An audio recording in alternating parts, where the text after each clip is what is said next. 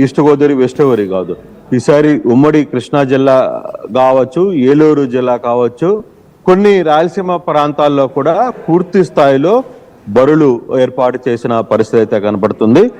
ఆంధ్రప్రదేశ్లో గతంలో 100 నుంచి 150 బరుల వరకు జరిగితే ఈసారి మాత్రం 450 నుంచి 500 బరుల వరకు ఏర్పాట్లు జరిగాయి. కానీ ఈసారి అత్యధిక టెక్నాలజీ వాడుతున్నారు. మరోవైపు పెద్ద స్థాయిలో ఏర్పాట్లు చేశారు. ఒక్కొక్క బరిని ఏ విధంగా చూడాలంటే, ఒక బరితోని ఒక బాక్సింగ్ రెడ్ ఏ విధంగా జరుగుతుందో, అలాగే మినీ ఐపీఎల్ స్టేడియం ఏ విధంగా జరుగుతుందో ఆ విధంగా కుర్చీలు వేసి ఒక్కొక్క బరిలో 10,000 మంది కూర్చొని ఈ పందాన్ని చూసే విధంగా ఏర్పాటు చేశారు. అయితే చాలా ఆసక్తికరమైన సంబంధం ఏంటంటే, ఈసారి కెసినో కూడా గోవా పెద్ద స్థాయిలో చాలా ప్రాంతాల్లో కెసినో ఆడుతున్నారు. దానికోసం గోవా నుంచి ప్రత్యేకంగా మహిళలను పిలిపించారు. ఆ కెసినో ఎట్లా హ్యాండిల్ చేయాలి అనే అంశం మీద కూడా మహిళలంతా కూడా తీసుకొని వచ్చి ఏర్పాటు చేస్తున్న పరిస్థితి.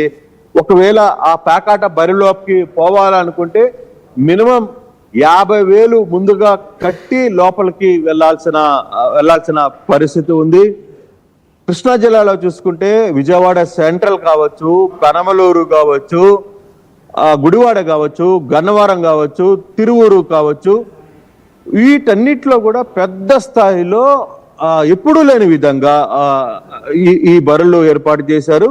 పేకాట నిర్వహిస్తున్నారు. ఇంకా గుండాట, తర్వాత పేకాట, ఇతర ఆటలు లోపల బయట ఇవన్నీ కూడా రెగ్యులర్ గా జరుగుతున్న పరిస్థితి. ఇక బయటే మద్యం అమ్మకాలు విచ్చలవిడిగా జరుగుతున్న పరిస్థితి. నిన్న ఆర్టీవీ ఎక్స్క్లూజివ్ గా మిర్జాపురంలో కావచ్చు, విసన్నపేటలో కావచ్చు ఏం జరుగుతుందో ఎక్స్క్లూజివ్ గా చూపించే ప్రయత్నం చేసింది. అసలు ఏం జరుగుతుందో, ఎన్ని వేల మంది హాజరయ్యారు. కానీ ఈ రోజు కూడా పరిస్థితి ఎక్కడ ఏం మారలా. తూర్పుగోదావరి జిల్లా, వెస్ట్ గోదావరి, ఏలూరు, ఉమ్మడి కృష్ణా జిల్లా ఎక్కడ కూడా మితిమీరిన జూదం జరుగుతుంది, జూదం పందాలు జరుగుతున్నాయి.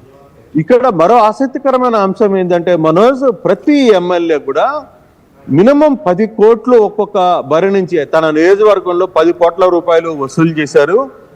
అలాగే ఆ బరి నిర్వహిస్తున్న స్థానిక పోలీస్ స్టేషన్లకి 10 లక్షల రూపాయలు డబ్బులు ఇస్తున్నారు. ఈ వ్యవహారాన్ని క్లియర్ గా స్థానిక టీడీపీ నేతలే నున్నా లాంటి ఏరియాలో బహిరంగంగా మాట్లాడుతున్న పరిస్థితి. అది చూసిన తర్వాత ఆర్టీవీ దాన్ని ఎక్స్క్లూజివ్ గా ప్లే చేసింది. దాని తర్వాత పోలీసులు రియాక్ట్ అయ్యి ఏదైతే ఈ 10 లక్షలు మేము పోలీసులకి ఇచ్చామని చెప్పి చెప్పుకుంటున్న నున్న ఆ ప్రాంత బరి మీద పోలీసులు రైడ్స్ చేసి ఆపేశారు. అయితే మళ్ళీ ఈ రోజు ఉదయం నుంచి మళ్ళీ ఆ వ్యవహారం యథావిధిగా కొనసాగుతుంది. అయితే ఇప్పుడు ఏపీ హైకోర్టు కావచ్చు, తర్వాత ఇతర అంశాలన్నిటిని కూడా ఎక్కడా కూడా ఇవి జరగకూడదు అని చెప్పి చెప్తున్నా. పోలీసులు చాలా తెలివిగా ఒక్కొక్క నియోజకవర్గంలో తమ పోలీస్ స్టేషన్ పరిధుల్లో ఒక 5-6 మందిని పిలిచడం, వాళ్ళ మీద ఒక చిన్న పెట్టి కేసు పెట్టడం, 50 రూపాయలు 100 రూపాయలు ఫైన్లు రాయించడం, వాళ్ళని పంపించేసే విధంగా దాదాపుగా ఏపీ పోలీస్ మొత్తం కూడా ఆ విధంగా కొన్ని కేసులు నమోదు చేసింది. అంటే కిషమన్ ఎక్కడ కూడా ఇటువంటి జూదాలు నిర్వహిస్తూ ఉంటే, క్యాసులు నిర్వహిస్తూ ఉంటే, పందాలు నిర్వహిస్తూ ఉంటే పోలీసులు వస్తారనే భయం, వణుకు, ఆ భీతి, భక్తి ఏదైనా కనబడుతోందా? అంటే ఇంత యథేచ్ఛగా జరుగుతూ ఉన్నాయి. జనరల్ గా పోలీసులు వస్తారని చెప్పి పారిపోవడాలు, లేకపోతే చాటు మార్గాన ఎక్కడో ఒక తోటల మధ్యలో జరుగుతూ ఉండేవనేటువంటి నానుడు విన్నాం. అటువైపు నుంచి డైరెక్ట్ గా ఒక ఐపీఎల్ స్టేడియం మాదిరిగా మీరు అంటున్నట్టుగా బాక్సింగ్ స్టేడియం మాదిరిగా ఏర్పాటు చేసి బరులు నిర్వహిస్తున్నారంటే పోలీసులు చూస్తున్నట్టుగా ఎందుకు ఊరుకోవాల్సి వస్తుంది? ఎమ్మెల్యేల యొక్క కొంత వారిపై ఫోర్స్ ఉందా పోలీసుల పైన?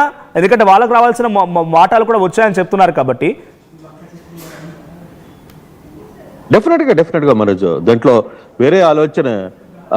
ప్రతి కాన్స్టిట్యున్సీలో ఉన్న ఆ స్టేషన్ పరిధిలో 10 లక్షల రూపాయలు డబ్బులు పోలీసులకి ఇస్తున్న మాట వాస్తవం.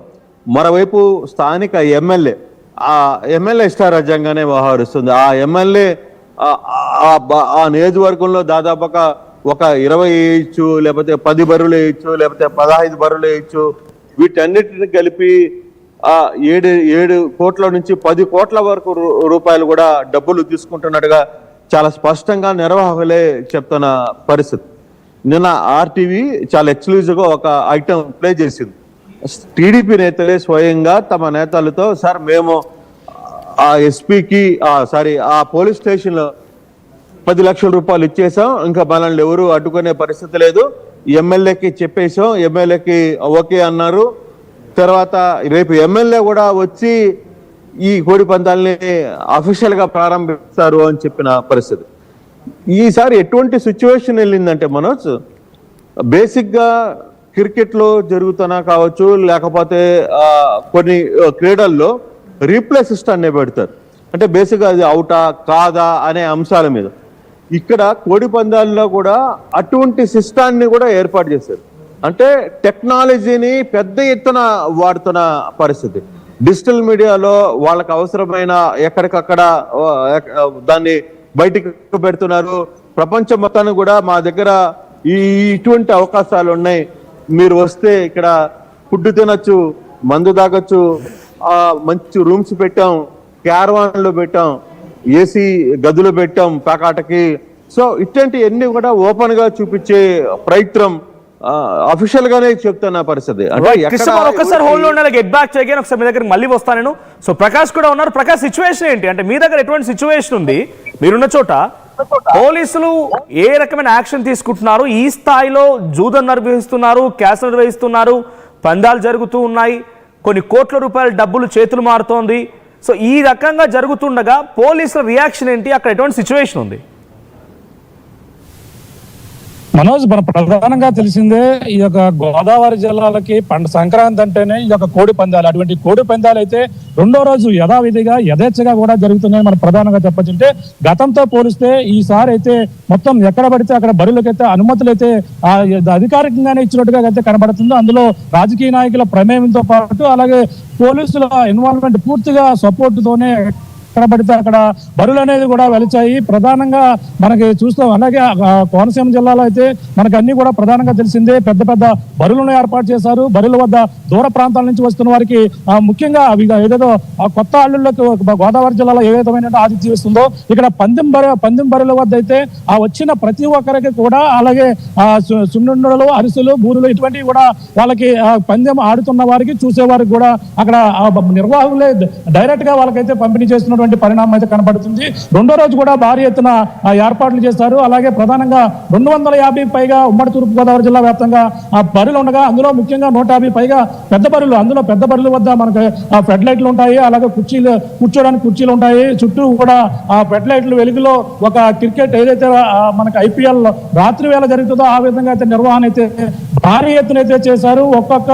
ఒక్కొక్క బరి దగ్గర కూడా భారీ ఎత్తున అయితే ఏర్పాట్లు చేస్తున్నారు. ముఖ్యంగా కాకినాడలో అయితే బంపర్ ఆఫర్లు, ఎవరైతే పందెం రాయులకి ఈ యొక్క నిర్వాహకులు అయితే బంపర్ ఆఫర్లు అయితే ప్రకటించినటువంటి పరిస్థితి మన పరిణామాలు ఇప్పుడు తాజాగా వస్తున్నటువంటి ఒక ట్రెండ్ గా కూడా చెప్పవచ్చు. ఎందుకంటే బరిలో పందాలు ఎక్కువ ఆడిన వారికి, అలాగే ఎక్కువ గెలుచుకున్న వారికి అక్కడ ప్రత్యేకంగా బుల్లెట్ల బహుమతితో పాటు తార్ జీపు కారు, అలాగే ఇన్నోవా క్రిస్టల్ కార్లు ఇటువంటి బంపర్ ఆఫర్లు కూడా ప్రకటించడంతో భారీ ఎత్తున పందాలు నిర్వహించేందుకు, పందాలు ఆడేందుకు భారీ ఎత్తున ఇక్కడికైతే చేరుకున్నటువంటి పరిస్థితి. ఒక ఉమ్మడి తూర్పు గోదావరి జిల్లా వ్యాప్తంగానే అలాగే 150 కోట్లకు పైగా, ఇంకా అధికంగా అంటే మనకి ఈ పెద్దాటిలో తెలిసినటువంటి సమాచారం ఇంకా 100కు పైగా అయితే చిన్న చిన్నగా ఈ యొక్క బరులు మామిడి తోటల్లో కావచ్చు, రోడ్ల పక్కన కావచ్చు, ఎక్కడ పడితే అక్కడ ఆ వీధుల్లో ఈ విధంగా బరులు అయితే ఏర్పాటు చేశారు.